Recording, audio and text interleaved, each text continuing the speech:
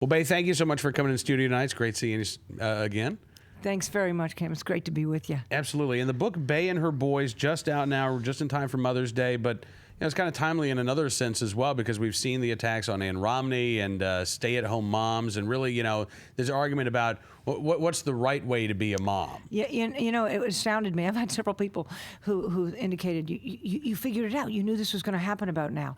Well, no, actually, I spent a year writing this book. I had no idea what was going to happen, but I did know that there is an element that in society that really believes that being at home is kind of a cop-out, being a mom at home, and being working is the real world. I've done a couple discussion groups on television recently, and I had one gal say, well, Ann, I know she raised children, but she's never been in the real world. And I'm thinking, the real world? What is the real world? How about 2 a.m. with a sick kid, wondering if you should call a doctor, or will it'd be okay just to stay up with them until 7 and then call the doctor? Right. That is the real world.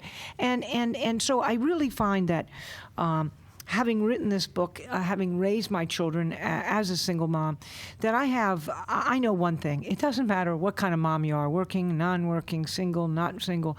You have an incredibly difficult job, challenging every single day, and emotionally, physically, in all regards, and that it needs to be respected by everyone. Whatever you choose, it needs to be respected, because we're different individuals. Our children are different.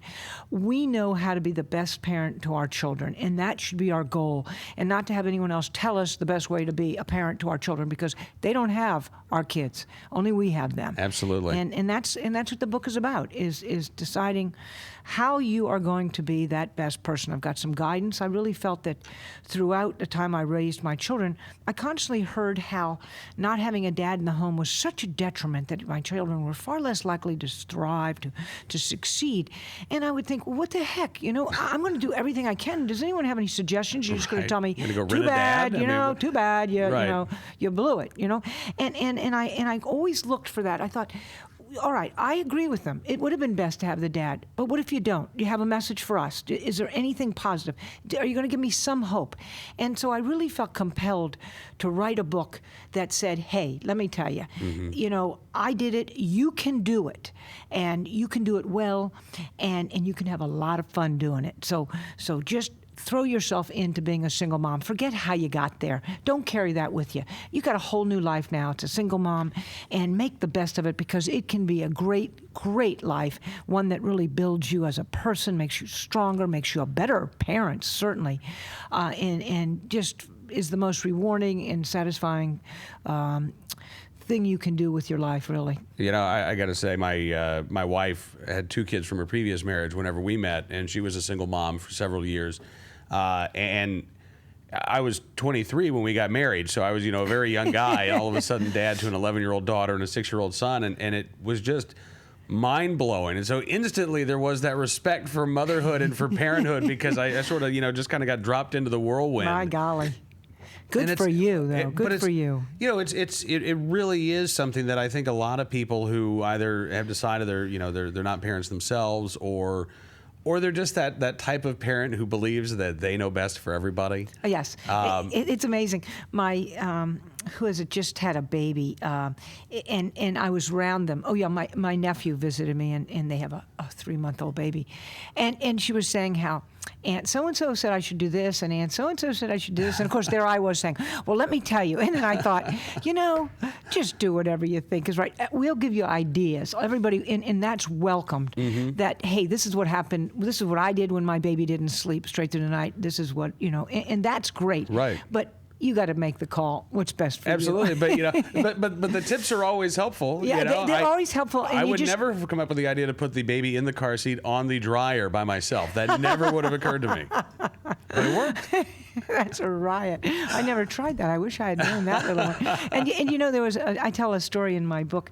One of the chapters is, listen, the first thing you have to do as a single mom is just throw away all expectations. I think a lot. This is true of all parents. In fact, the whole book is it's really a great message for all parents, in the sense that you know, before you're married, or I've always wanted to have children, and you kind of think, oh, my kids are going to be so well behaved, and they're going to look perfect and dressed well, and they're going to match, and oh my gosh, it's going to be a wonderful existence, you know. And then you have kids, and you're lucky they got clothes on, you know. You lose all your pride. You just say, look, who cares if they're not matching and they're wrinkled and they look awful, and you just let's get them to church, you know. Just that's all. I don't care about the rest. Right. And so it's a fascinating life. You know, you just have to throw those expectations away and bring them down to reality and say, what are the important things? What are the most important things? And make certain that's what you focus your attention on. And don't worry about the rest. And don't worry about what your brothers and sisters and parents have to say, or neighbors. Just focus on you and those kids and getting that job done well. And that's all that matters. And I ran into a girlfriend who had 3 boys and a daughter, and when my kids were in high school. Yeah. And she said to me, I don't know, I must have been talking about my son, Tommy, the second son. I would go store after store with him to buy socks because he wouldn't wear any socks that, you know, he'd have to put his hand in them. He'd buy socks and I'd have to take them back. And it was such a hassle. And she said, oh, I only get one kind of sock. I get white sports socks for all my kids, all the boys, and I put them in a box. And so they only wear white sports socks. And I said, but what if they, you know, church and no white sports socks? So they just swing by the box and pull them out. So she never had to match socks. Right. And then you'd have the kids fighting over which ones are theirs or which. And I thought, oh my gosh, I wish I'd learned that baby early. We color coded. We color code the toes, so we know. Okay, this is. Oh my God. Yeah. You know, you come up with what works for you. Absolutely. Because here's the thing. You know, being a parent, it is the most important job I think Yes. that anybody can have, whether you're a dad, whether you're a mom. But it also can't be the only thing that defines you. There have to be other parts of your day that don't involve doing your kids' laundry, Yeah. picking up their toys. You know, you still need to be able to. Have your own identity, Yeah. you know, that is not just tied into your kids. And I think that's where, you know, we get the criticism of Ann Romney. These are people who want to identify only as something outside of the home, only as something other than a parent. And you know, I have a problem with that because shouldn't we all decide what we want to do, how we want to put, you know, to be the parent? And Anne chose to be at home. That doesn't mean that's all she did. Right. Clearly, she Right. had you know. But when you have 5 kids, as I'm sure your wife can tell you, you know, it's pretty much full time for a while when you're at home. But at the same time, you bring great deals of strength into that relationship, into your being a parenting, your own education. You want to teach your kids. You want to expose them to certain things because of what you were exposed to. You bring your past experience. It is, I think, in those who work. I mean, single moms, of course, you have to work, and Right. so then you have to make calls on that. But it is unfortunate that there's an effort out there today to somehow pit one kind of parent against another, one kind of mom against another. And I say, you know, just being a parent, you and I have already exchanged some stories, Cam. Yeah. Just being a parent, I can tell you one, you can match me. I can Right. tell you another, you can match me again, because we've all been there. We can laugh. And that's what my book's about, is to make you feel good. You're having experiences, I had them. No one's different. Don't Yeah. think that you're isolated and that no one understands. We all understand what you're going through, and we're telling you, give it everything. Throw everything behind those kids. I mean, it really seems like there's a message here that I think is needed for parents as well, and that is, you know, single moms, I think, are often told that, well, you can't do it all, and that's why the state is here to help. The Yes. state is here to, you know, step in and provide not just whatever support you might need, but, you know what, we're having to take all of these responsibilities away from you and put Yeah. it on our shoulders. And you can be a good single mom. Absolutely. And you can be a hard worker. And you can provide for your kids. I mean, I don't want to say you can have it all. I don't think anybody can have it all, whether No, you're married no, or you single. can't. We all make sacrifices. That's Yes. what being a parent's about. That's exactly what it's being about. I couldn't agree more. But you can be, I think, and you can live a rich and productive life as a single mom without, you know, having to rely on Uncle Sam.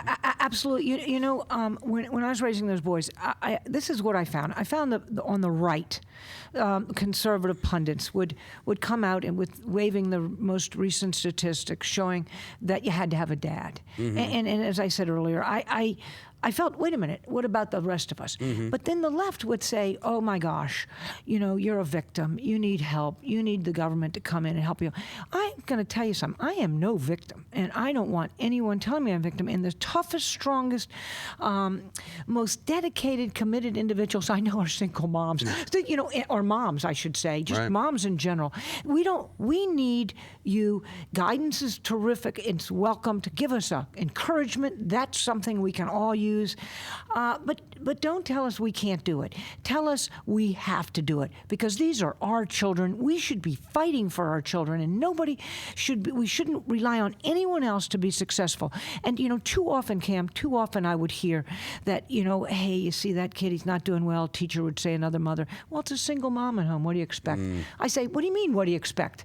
I expect them to be there for those kids and disciplining there and working with them on their homework and giving them every free minute they can. It may be tougher, but you can do it, and you can have a good time and enjoy it, and it's the most rewarding thing you'll ever do. I'm going to keep you here all night, but I would like to. I'll stop with just a couple more questions, and I don't mean to go all Hillary Clinton-esque on you here, but my mom and dad got divorced when I was 8, and so I was raised by my mom as a single parent from that time forward. And, I always remember cousins being around. I remember her sisters, her aunts were always around. I don't want to say, it takes a village, but clearly the importance of having family around. It's not just mom and dad being there is a good thing. Family is a good thing to have. Family is excellent, and those you are very fortunate because not everybody has that. Right. Sometimes single moms find themselves in a city that's 1,000 miles away from family. Yeah. And this is what I think you have to do. You have to acknowledge that the numbers don't lie, that it's better to have a dad in the home. So what can we do to compensate for that, so to make certain that our kids don't lack something? And what you've pointed out is one of the things that I believe is enormously helpful, is to have families, and to have role models, male role models, uncles that are there, families that you visit. My youngest son, Stuart, very anxious, suffers from anxiety and all, but he attached himself to his cousin Anton. The two of them were just like brothers, close brothers by the time they were 4. As soon as they met, they just started talking and didn't stop. And I would send him over to their home. Like if I had to fly out of town, they were 4 hours south of me, and I would meet at Charlottesville, Middlemark, switch kids. And one of us would take the kids off, or I would sometimes take Anton on vacation. And he loved being at his Uncle Buck's house. He loved it. He loved their family. The mom would yell at him to clean up after himself or whatever it is, and she would apologize to me. I'd say he loves it. He feels like he belongs there. That's his second family. Do you know that's what we have to do, is find other families. Hopefully, part of our own family can help. Our own brothers and sisters can help. And if they're not in town, then go find some great families that you can become friends with and can create family-like environments for your children. Absolutely. I'm lucky enough to live in a military community, and the military has a fraternity, and so it's nice to have sort of been incorporated into that. And you really do. We've got neighbors on 2 or 3 streets that they know that they can rely on us for help. We know we can rely on them for help, and again, when you're outnumbered, and I've got 5 kids, you need all the help you can get. You need reinforcements. You sure do. I'm someone that would never have asked for help generally. Right. I can do it all. I can handle this. Well, I'll tell you, I learned that lesson real fast. Just swallow all that pride. I would show up at the first soccer practice, and I would scout out parents and I'd casually start conversations. Where do you live? Where do you live? Right. To try to see who lives close, because I was about to say, hi, I need somehow. You think maybe if I took your son to practice once in a while, you could help me? Because what if I had one in soccer and one in track on Saturday? What am I going to do? I need someone to help me out here. Exactly. So I would look constantly. I would have it lined up. Who am I going to call on this week? And you know what? As soon as you ask, they are more than willing. I had a neighbor I used to call regularly. A couple times I had to go to the hospital in the middle of the night. She was down there at 2 a.m., and I never felt I was imposing. She was just my sister 3 houses down. That's all. And again, here, this was organic. This was natural. This wasn't some sort of federal, ride-sharing program that was established to help single mothers. This was just getting to know the people that you live with. Absolutely. In the community, helping, serving one another as we were meant to do. Absolutely. Bay, thank you so much for coming to the studio. Great talking to you. Hope we can have you here again. Thanks. It's been my pleasure. Happy Mother's Day to you as well. Thanks very much.